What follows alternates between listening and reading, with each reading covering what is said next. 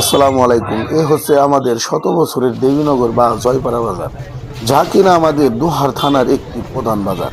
এই অঞ্চলের মানুষের কেনাকাটার জন্য একটি অন্যতম গুরুত্বপূর্ণ স্থান এই বাজার। সপ্তাহে একদিন হাট বসে এই বাজারে। চলেন আমরা একটু ঘুরে দেখি এই বাজার। এই হচ্ছে মাছ বাজার। মাছ বাজারে শত প্রজাতির মাছ রয়েছে। ক্রেতা এবং বিক্রেতার মধ্যে চলছে দামের কষাকষি। সবজির বাজারও যেন ভরপুর সবজি, নেই কোনো কমতি। মনে হচ্ছে এইমাত্র কৃষক ভাই নিয়ে আসলো এই সবজিগুলা। এই বাজার দোহার উপজেলার একটি গুরুত্বপূর্ণ ব্যবসায়িক কেন্দ্র। লবণ হলে প্যাকেট হলে এটা 40, আর খুচরা হলে 20 টাকা কেজি, আর বেশি নিলে একটু কমও আছে আবার।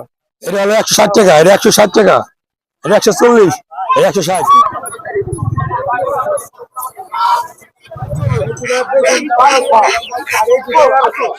হাঁস, মুরগি, কবুতর বিক্রি হচ্ছে এইখানে যেন একদম সুলভ মূল্যে।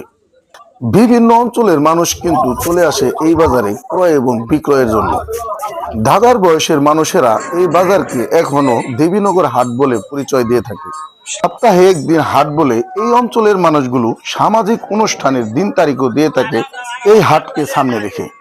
এই হাট গুরুত্বপূর্ণ হয়ে উঠেছে এই অঞ্চলের মানুষের কাছে। দাদা, কত বছর যাবত এই রুটি বিক্রি করতেছেন? এই 40 বছর। তারপরে আমার দাদাই করছে, আমার বাবাই করছে। আমি তো 40 বছর ধরে ব্যস্তই আছি।